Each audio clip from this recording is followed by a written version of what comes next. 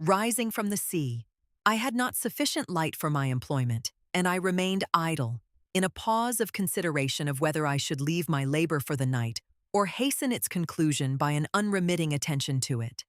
As I sat, a train of reflection occurred to me, which led me to consider the effects of what I was now doing.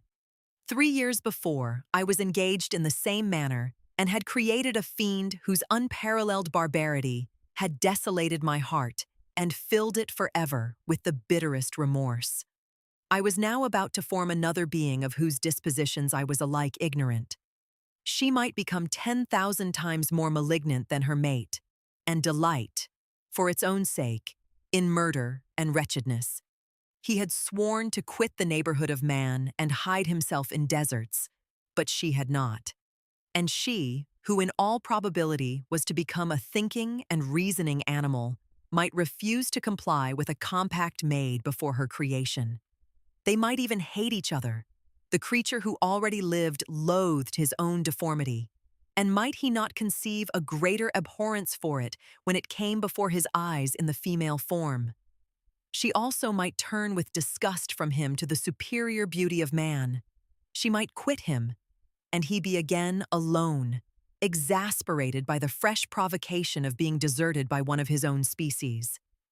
Even if they were to leave Europe and inhabit the deserts of the New World, yet one of the first results of those sympathies for which the daemon thirsted would be children, and a race of devils would be propagated upon the earth who might make the very existence of the species of man a condition precarious and full of terror. Had I right, for my own benefit, to inflict this curse upon everlasting generations? I had before been moved by the sophisms of the being I had created. I had been struck senseless by his fiendish threats. But now, for the first time, the wickedness of my promise burst upon me. I shuddered to think that future ages might curse me as their pest, whose selfishness had not hesitated to buy its own peace at the price, perhaps, of the existence of the whole human race.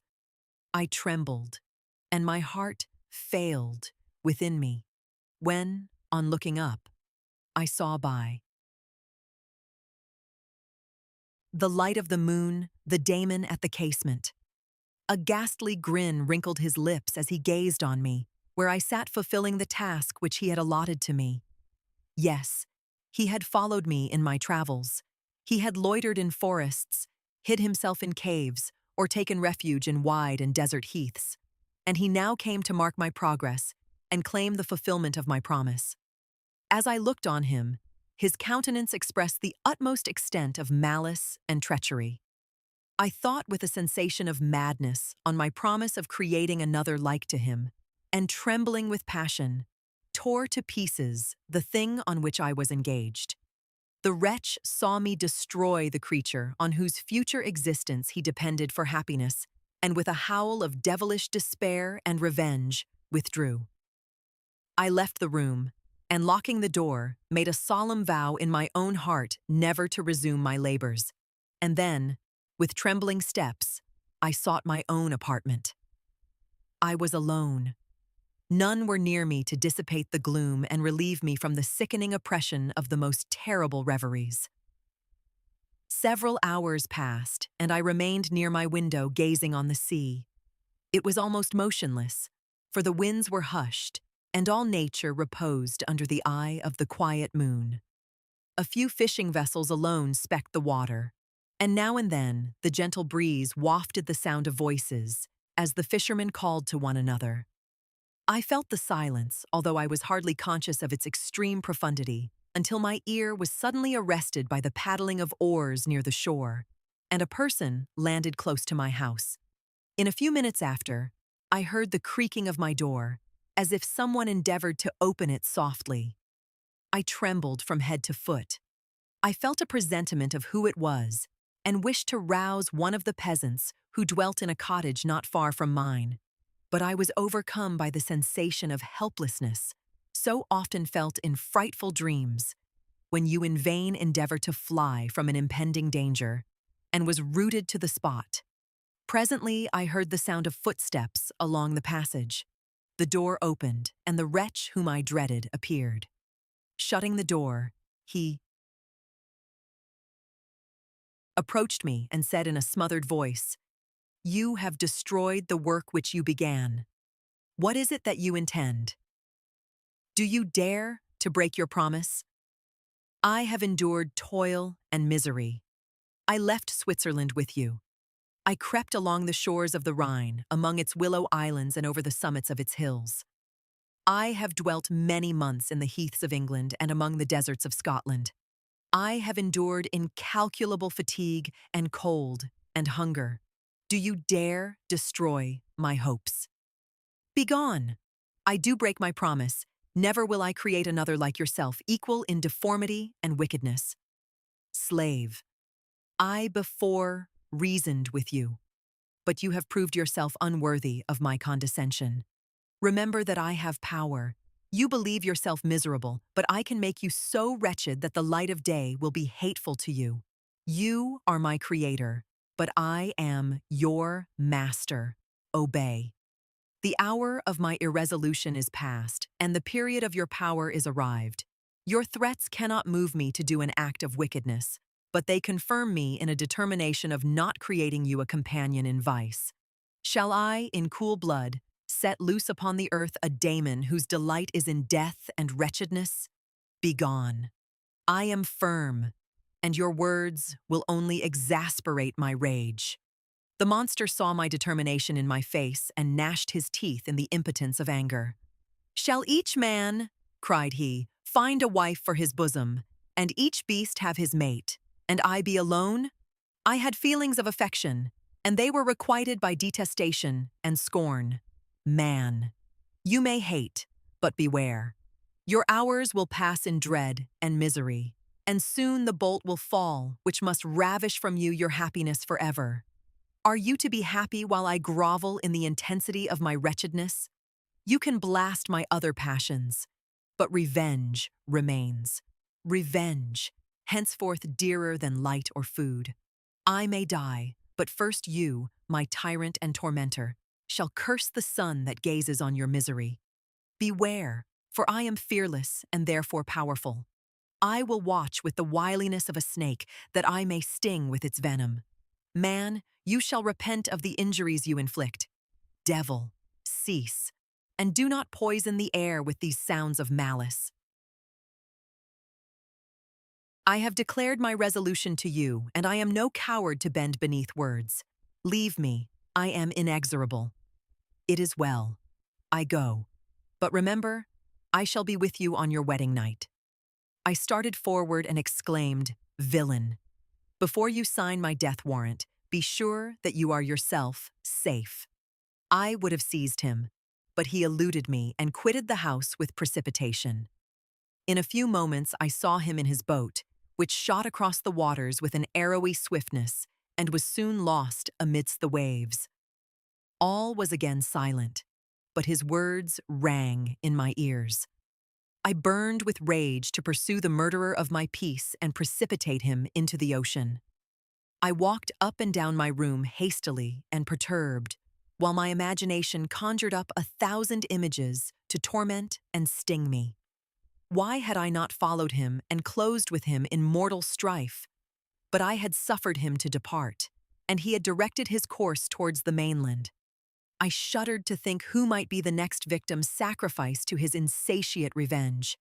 And then I thought again of his words, "I will be with you on your wedding night." That, then, was the period fixed for the fulfillment of my destiny. In that hour I should die and at once satisfy and extinguish his malice. The prospect did not move me to fear, yet when I thought of my beloved Elizabeth, of her tears and endless sorrow, when she should find her lover so barbarously snatched from her, tears, the first I had shed for many months, streamed from my eyes, and I resolved not to fall before my enemy without a bitter struggle. The night passed away, and the sun rose from the ocean. My feelings became calmer, if it may be called calmness, when the violence of rage sinks into the depths of despair. I left the house, the horrid scene of the last night's contention, and walked on the beach of the sea, which I almost regarded as an insuperable barrier between me and my fellow creatures. Nay, a wish that such should prove the fact stole across me. I desired that I might pass my life on that barren rock, wearily, it is true, but uninterrupted by any sudden shock of misery. If I returned, it was to be sacrificed or to see those whom I most loved die under the grasp of a demon whom I had myself created. I walked about the aisle like a restless specter, separated from all it loved and miserable in the separation. When it became noon and the sun rose higher, I lay down on the grass and was overpowered by a deep sleep. I had been awake the whole of the preceding night, my nerves were agitated, and my eyes inflamed by watching and misery.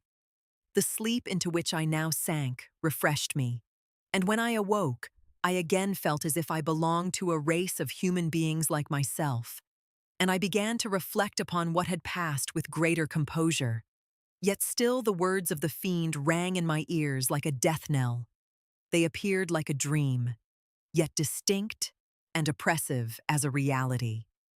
The sun had far descended, and I still sat on the shore satisfying my appetite, which had become ravenous, with an oaten cake when I saw a fishing boat land close to me, and one of the men brought me a packet.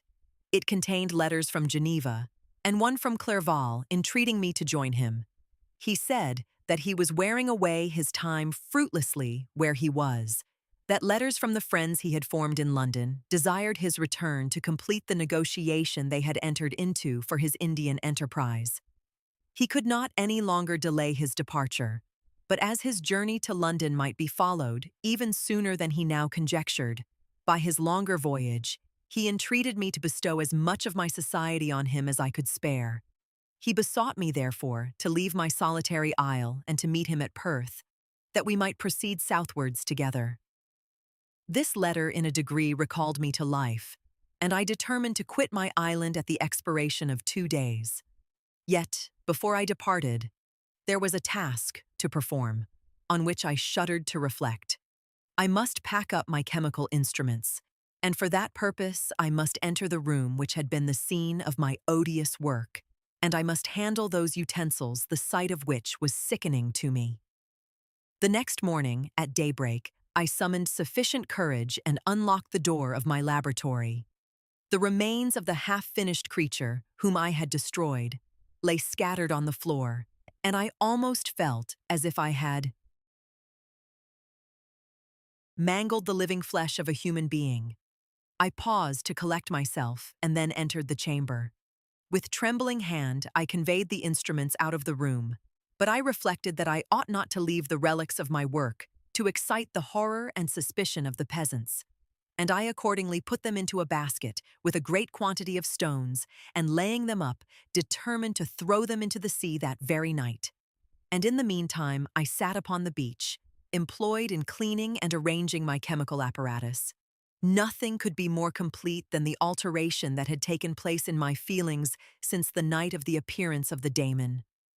I had before regarded my promise with a gloomy despair as a thing that, with whatever consequences, must be fulfilled. But I now felt as if a film had been taken from before my eyes, and that I, for the first time, saw clearly. The idea of renewing my labors did not for one instant occur to me.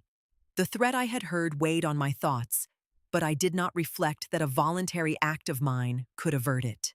I had resolved in my own mind that to create another like the fiend I had first made would be an act of the basest and most atrocious selfishness, and I banished from my mind every thought that could lead to a different conclusion. Between 2 and 3 in the morning, the moon rose, and I then, putting my basket aboard a little skiff, sailed out about 4 miles from the shore. The scene was perfectly solitary. A few boats were returning towards land, but I sailed away from them. I felt as if I was about the commission of a dreadful crime and avoided with shuddering anxiety any encounter with my fellow creatures. At one time, the moon, which had before been clear, was suddenly overspread by a thick cloud, and I took advantage of the moment of darkness and cast my basket into the sea.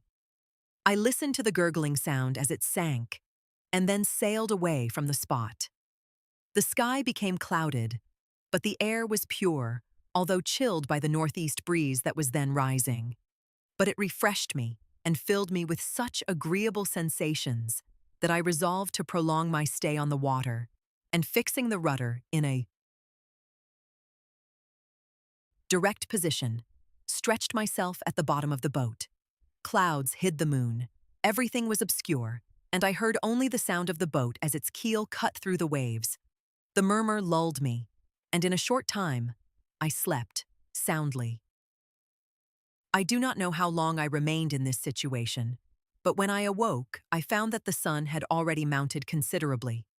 The wind was high, and the waves continually threatened the safety of my little skiff. I found that the wind was northeast and must have driven me far from the coast from which I had embarked. I endeavored to change my course, but quickly found that if I again made the attempt, the boat would be instantly filled with water. Thus situated, my only resource was to drive before the wind. I confess that I felt a few sensations of terror. I had no compass with me and was so slenderly acquainted with the geography of this part of the world that the sun was of little benefit to me. I might be driven into the wide Atlantic and feel all the tortures of starvation, or be swallowed up in the immeasurable waters that roared and buffeted around me. I had already been out many hours and felt the torment of a burning thirst, a prelude to my other sufferings. I looked on the heavens, which were covered by clouds that flew before the wind, only to be replaced by others. I looked upon the sea. It was to be my grave. "Fiend," I exclaimed, "your task is already fulfilled." I thought of Elizabeth, of my father, and of Clerval, all left behind, on whom the monster might satisfy his sanguinary and merciless passions. This idea plunged me into a reverie so despairing and frightful that even now, when the scene is on the point of closing before me forever, I shudder to reflect on it. Some hours passed thus, but by degrees, as the sun declined towards the horizon, the wind died away into a gentle breeze and the sea became free from breakers. But these gave place to a heavy swell. I felt sick and hardly able to hold the rudder, when suddenly I saw a line of high land towards the south.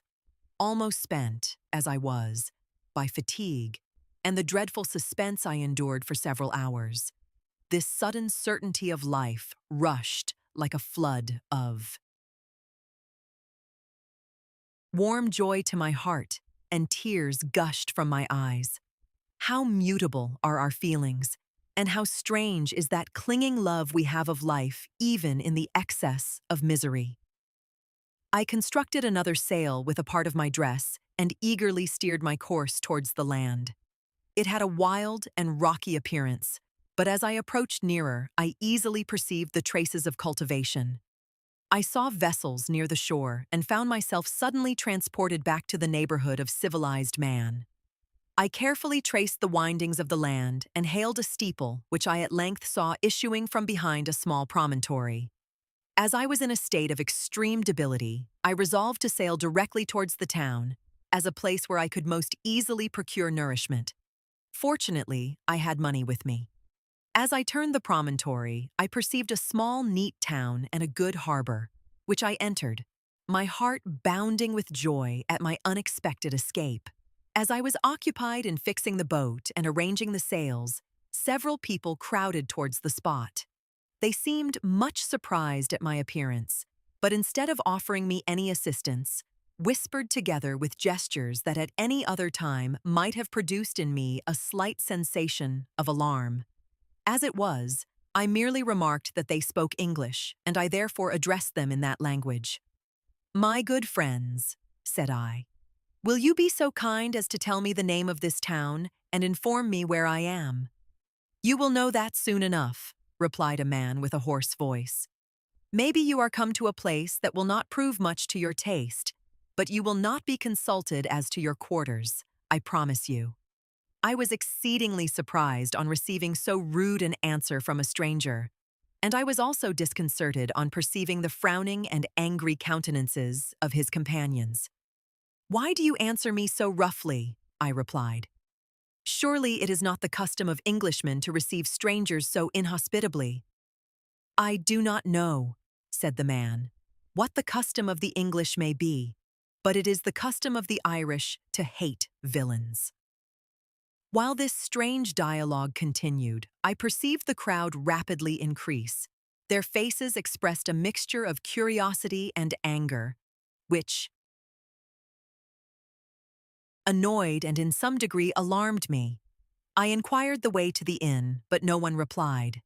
I then moved forward, and a murmuring sound arose from the crowd as they followed and surrounded me, when an ill-looking man approaching tapped me on the shoulder and said, "Come, sir, you must follow me to Mr. Kerwin's to give an account of yourself." Who is Mr. Kerwin? Why am I to give an account of myself? Is not this a free country? Aye, sir. Free enough for honest folks. Mr. Kerwin is a magistrate, and you are to give an account of the death of a gentleman who was found murdered here last night. This answer startled me, but I presently recovered myself. I was innocent. That could easily be proved.